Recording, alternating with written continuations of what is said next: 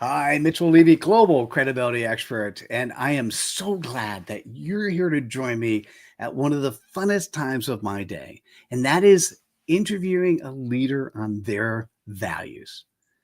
Today we have Russell Harvey, and Russell, great to have you here. Thank you very much, Mitch. Very good to be here as well. I am very much looking forward to our conversation. Oh, good. And so, who are you? It's just a great question. I've been thinking about this loads. So, who am I? I'm somebody that really believes in meaning and purpose. That there has to be some actual value to the things that I do with my clients. I believe that actually when I engage with people on the things that they do, that there's got to be some real key takeaways of me sharing my experiences.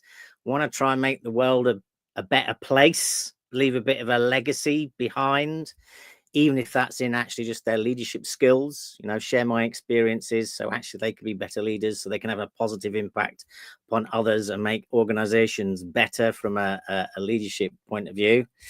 And I absolutely fundamentally believe there's got to be a way in which you treat each other, treat human beings. There's got to be some morals and some ethics to the standards of behavior.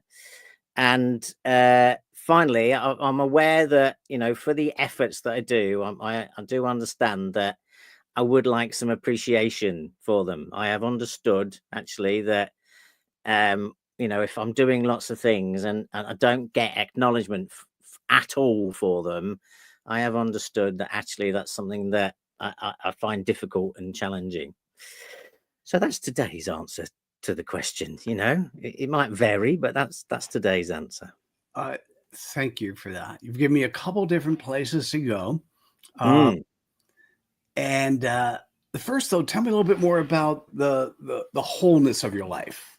The who else is part of your life, and who do you look for, and that sort of thing. Yeah. So my lovely, gorgeous wife, my parents, I'm very lucky that they're still with us, and I saw them at the weekend. They make me laugh in terms of their interactions. If you didn't know them, because there's so much sort of bickering going on, you're just like, gosh, do these people actually like each other?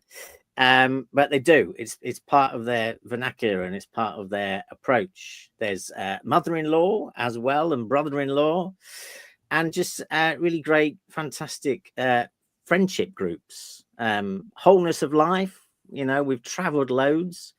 We went traveling around the world in 1996 and 1997. And so travel has been part of mine and my wife's life as well. So we've been very lucky to go to different places.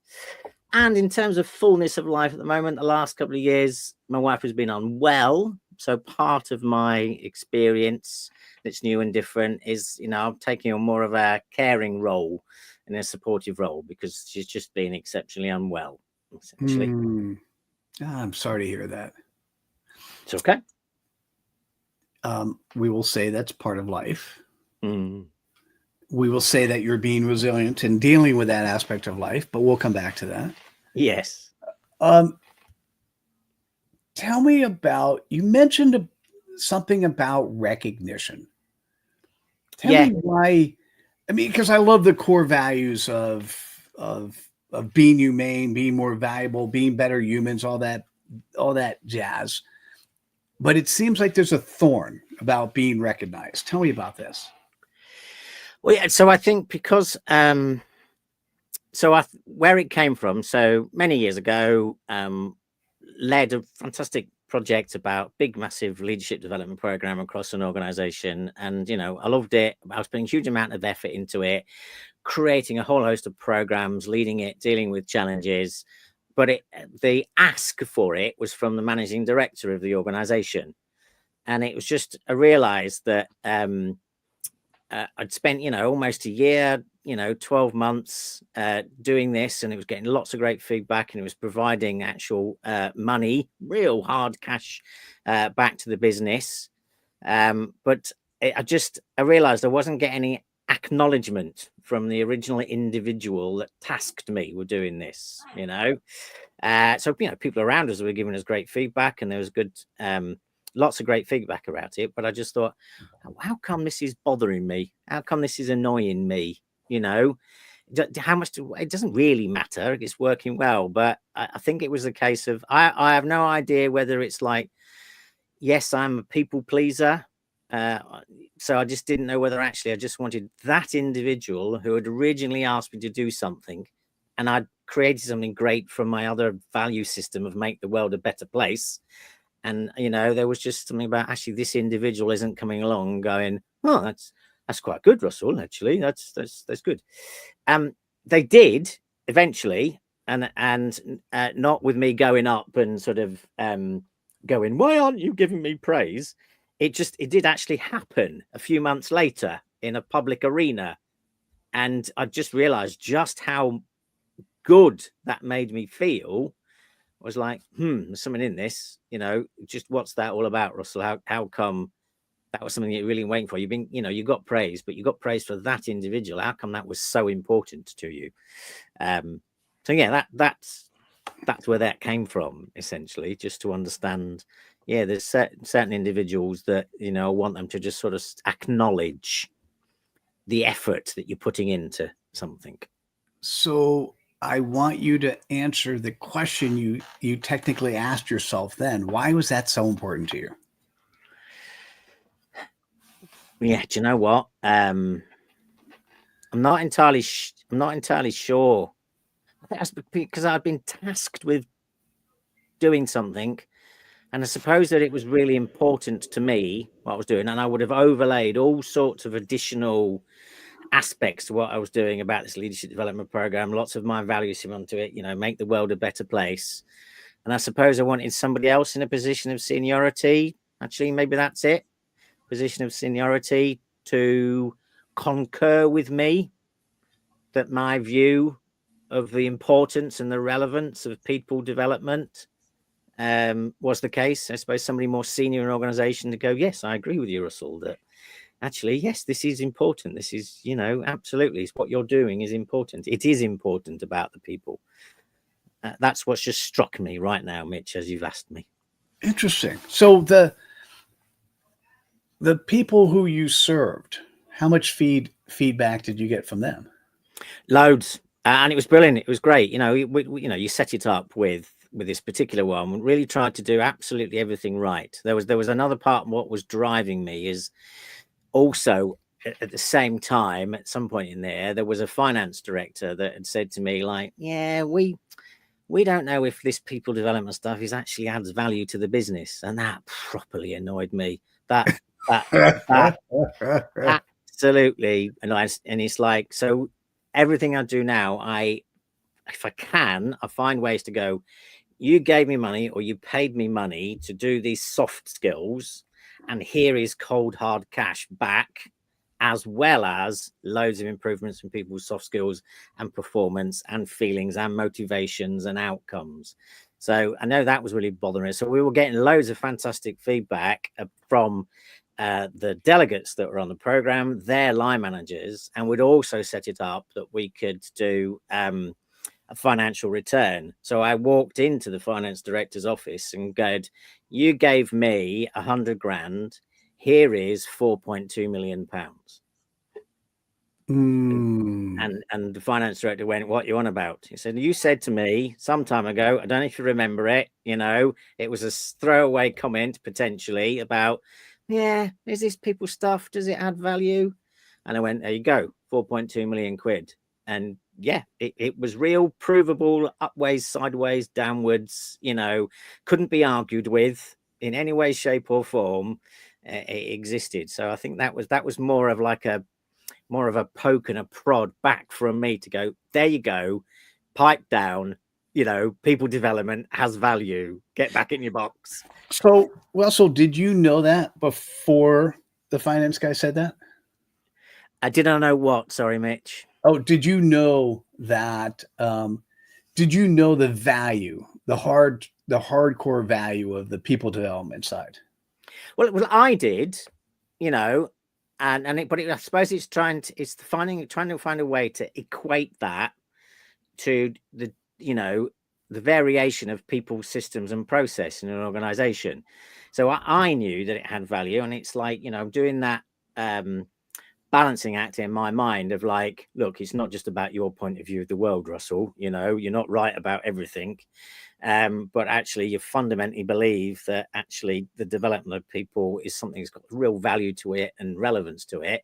And business is about numbers, and it is about cold hard cash, and cash is king, and a business fails if it doesn't actually have that. So it was trying to make sure that we could get more people on the same page of spend time developing people, because it gives you cold hard cash back to the business. I want to say this and then put it aside so that we can focus on you a little bit more. I think in the future, when you go into organizations, you should know ahead of time, hey, we're gonna work with your people, and we're gonna develop. This is what we're gonna do, and what we're measuring is the soft skill side. And we'll also come up with a hardcore number at the end, but let's not worry about that. Well, whatever it is, it'll be most likely significantly greater than the soft stuff. And then here's the hard part. You need to just believe it and own it, and not worry about the pound in the back. Oh, thank you. Yes. And I do that now. Yes. So it's like, this is from many years ago. So yes, when I turn up now, I do exactly that. So I go, by the way, the values and the benefits, we're going to give you all these things as a result. It's sometimes it's a trust me moment. But each time, when we've done it, we'll go back and say, do you remember I said when we had our first conversation or the first view, this was going to happen? And have you seen it? Yes, we have. Have you got it? Yes, we have. We go, okay, I said it would happen, and here it is. So, So what is that? Give me a couple things that typically transform inside the employees of a corporation when you're working with them. They see that there can be a better way of them facing into their role, delivering their role, leading themselves. They completely shift from, the vast majority of the time when you ask people, how's work, how's your job, you're going to get an answer more often than not in the space of, well, it's all right. Well, it's okay if it wasn't for, if it wasn't from a boss, or if I could get my people to perform better, or, it's that. So after they've worked with me, when you ask them the question, how was your job? They say, it's good. I'm enjoying it. I know what I'm doing, and I know how I'm going to face into the challenges that I've got. The challenges haven't gone away. We've actually, since working with you, we've got some new challenges, new curveballs, but actually how I feel about them and my approach to them has shifted. So the job role's good. I know what I'm doing. That's the difference, essentially. It seems like you should be purely measuring employee engagement and employee happiness before and after you start. Yeah. I suppose it's and it really is trying to find a way to do that, because the figures, a lot of the time you go into organizations and they have the head of employee engagement. They've got their engagement surveys, so they have the measures that are there. But I think it's a bit more than that. I think we can demonstrate with what I do that actually where it shifts the needle on some of these engagement scores, or potentially asking a different question. So I do always, under this word of resilience, which is, what I do, a resilient individual, resilient leader, resilient team, resilient organization, it really is actually teasing out actually what's the measures now around that. And that is part of the understanding process for everybody to go, what do you actually mean by this resilience word? And I go, look, I'm viewing it like this. I've got these thoughts and feelings about it. To me, it means this. I think that equates to that in your business. So it's probably a way of gluing together a lot of other disparate measures that they've got going on. Was the story you mentioned your most resilient moment, or give me your most resilient moment, the point where you hit rock bottom and realized you needed to come back? So I don't think it's one moment, because it's about life experience. So I've I've been made redundant 6 times in my lifetime, and it was on the 6th that my own business, the Resilience Coach, was born. So I think it's for me, it's a question of learning as you go. So yes, there were many times I could have set up my own business in any one of those 6 times, but it felt right. It felt right to do it then. So maybe rock bottom was like, I'm just trying to think. I have been bullied twice in my career, really unpleasant, having to take action to counteract it and get some help and get some support, and so I suppose those were when I felt at my lowest, and it was how I came through that, how I extricated myself from it, what I started to do instead, a new role coming out of it. That those were significant times of demonstrating resilience. And hand on heart, said a little bit earlier on, when the person that you love most in the world is exceptionally ill, that is me, demonstrating resilience probably on a day-to-day basis as well. No kidding. No kidding. It's funny. I'm thinking about core values of credibility, being vulnerable, focused on integrity, external and internal, being a servant leader. That's the interesting one. Tell me about servant leadership to you. What's that mean, and how do you deploy it? Well, yeah. So you understand as a leader that you are there to delegate brilliantly to your people, to their strengths, and you're there to remove the blockages for them performing and being at their best. So in there, you are serving them, but not at detriment to yourself.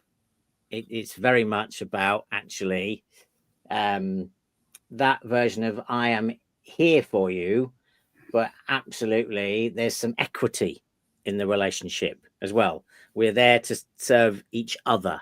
And as a consequence of that, we will all grow our resilience. That's my answer. Yeah. I'm thinking about that. Tell me about a leader you've worked with that was more serving of self versus serving of others. So yeah, there've been a few. Yeah. There's been a few over the years, and so just in your question, that's what they did. It was about them. We were there to make them look good, essentially, and it was really, it was disheartening. It was disappointing. It was hard work. The conversations that you had as a team, or with certain colleagues when or cups of coffee about the leader, it's like, how are you feeling today? How are you feeling this week? It's like, well, I've just had my one-to-one with so-and-so, or I'm, trying to do this piece of work for so-and-so. And, I'm fed up, it's just, I'm not enjoying it. It's not nice. And so we turned into a support group for each other, essentially about how to deal with this person's behaviors by not challenging them, but just we were a support group to go, well, I'm going to see so-and-so. What's like, okay, so we need to make sure that you're going to get a bit battered in that conversation. So when you come out of it, we'll be here for you. We'll be ready to pick up the pieces. Loads of conversations about how we're going to stand up for ourselves more. But when people are battered, it's difficult to stand up for yourselves. And, there's 1 or 2 times when I've taken the lead. I was sticking my head above the parapet and going and giving the feedback, a couple of times it's really not gone well, and one other time it's gone really well. So, it's making that decision from my value system of like, there's got to be a certain way in which you treat people, and if it's not happening, when am I going to make the decision regardless, for me personally, to just go start to do something about it. Go start to have the conversation. Go provide the feedback. Go provide some support for them. Try and be different. Trying to get them to change, essentially. How did it feel in the times in which it didn't go well, you taking lead, versus the times in which that one time, I guess, where it really went well? Is that where resilience comes in? Yeah. So when it didn't go well, and there was raised voices and there were tears, not from me at the time, maybe afterwards. Well, after coming away and then the support group going, how did it go? And I went, it was a disaster, but the big thing actually in those moments was, do you know what? I'm all right because I'm glad I did it. I feel better for having done it rather than not. So even though it was a disaster, I actually feel all right because I've done it. And I know what's how they've taken it. I know what I'm going to do. It's given me some real indication about what's going to happen next. I.e., it's not going to change. They're not going to change. So, okay. So that's what I know that now, so I can face into it. And when it's gone brilliantly, it's just exciting. It's infusing. It completely opens up. It's just loads of fabulous energy around it to go, gosh, that's gone really well. They've taken it on board and they're changing and it's shifting. And yeah, so it's brilliant. It's absolutely brilliant. Nice. That is nice. All right. So it's interesting, were the examples you gave, were those examples when you were working for somebody else? Or the question I had is, when you as a firm get hired in to bring resilience to the company, what happens when you come in and you realize that the person hiring you is not resilient, not credible, they're doing it for self? Do you actually say no, or do you think you want to do you think you try, like, what do you do then? Yeah, it's a real mixture, and it's a real mixture of going, do I think, and I'll chat about it with colleagues and peers as well, it's like, do I think that there's enough there to give it a go? So there's sometimes when I've gone, this is definitely going nowhere, and in giving them the feedback around, these are the reasons why I'm not going to work with you, that's also led to some different outcomes. Some of them are being like, well, I don't know what you're about, you're an idiot. Okay, I'm glad we're not going to work together, or find somebody else. Others have gone, what on earth do you mean? It's like, why don't you want to work with me? It's like, what you mean? Oh, and that has led to somebody going, well, I really need to work with you, Russell, because I've been so taken aback by what you've said. I want to, do something about it. So it really is a bit of like, it's a gut feel. So I often talk about head, heart, and gut with clients. So if they're out of whack, then it's like, I'm going to say no. If they're in alignment, because they go, I think there's enough here that maybe we can get somewhere, then I'll start. And if as a result of that, I have to be really clear about what my cutoff points are to go, I thought we could get somewhere and we're not. And so I've got a couple of losses now, and I thought we could get somewhere and we are, so we can get to the next phase and go a bit deeper. Interesting. All right. Well, thank you for that. Now, I know personally from the fact that although I focus on clarity and credibility, most people use those words potentially in a different way than I mean them. Use the word resilience. What does that mean to you? Yeah. So I define resilience as springing forward with learning.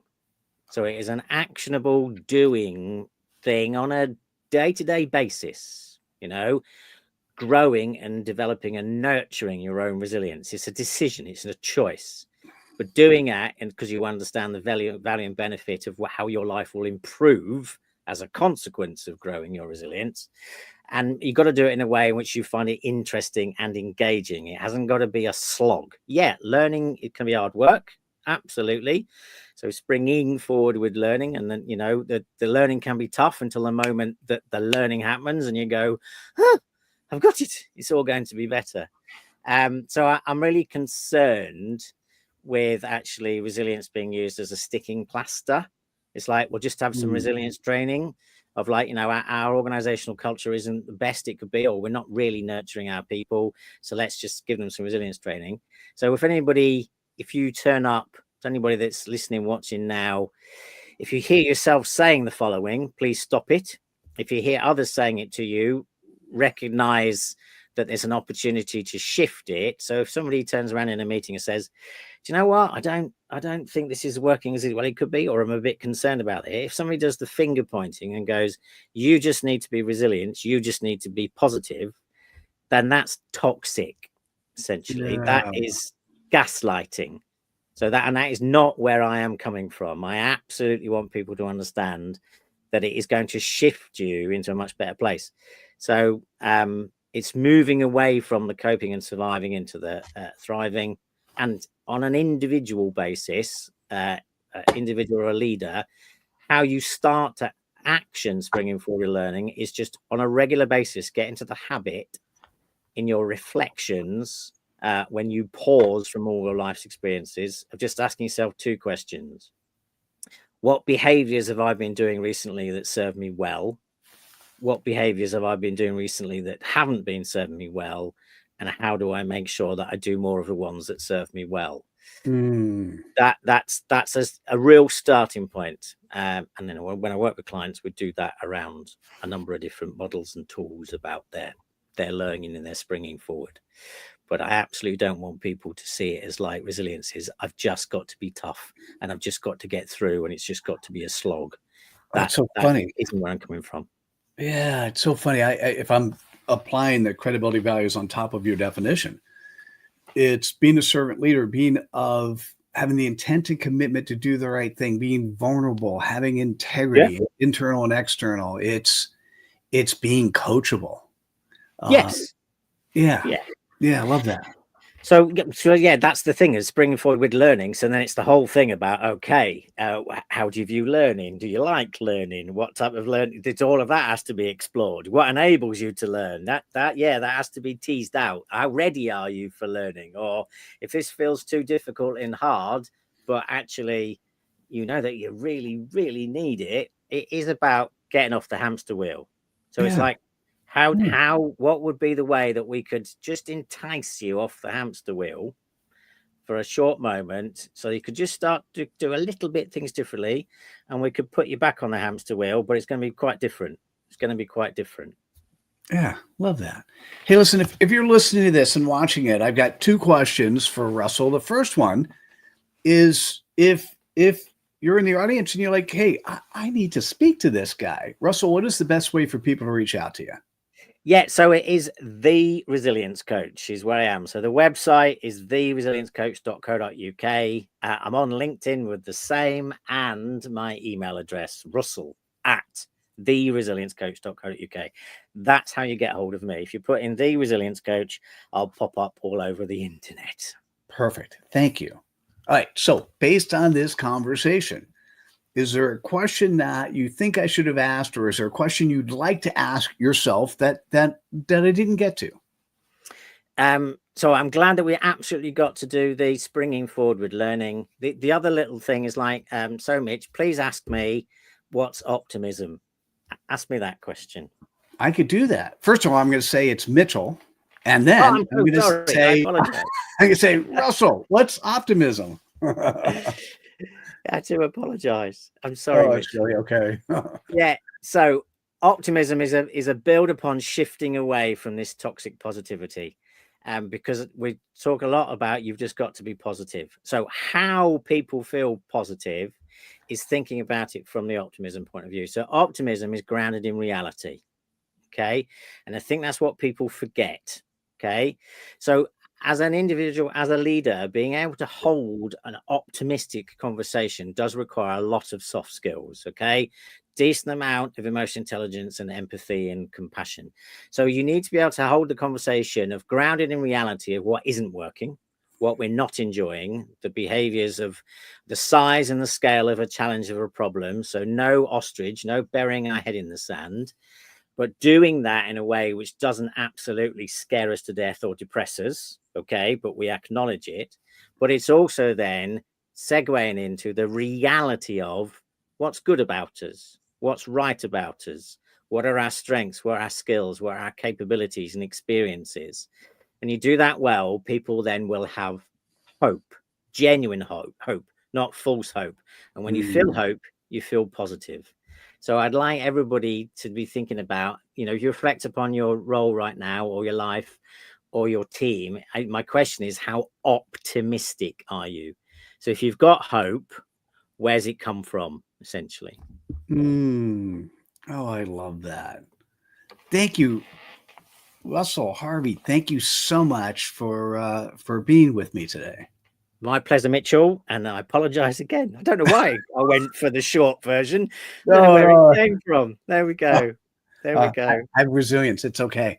Okay, that's good. That's good. So listen, if you're still here at the end, here's the most important thing for you to do is take that quote, take that aha moment that really meant something to you and share it. Share it on the social media platform that's most relevant.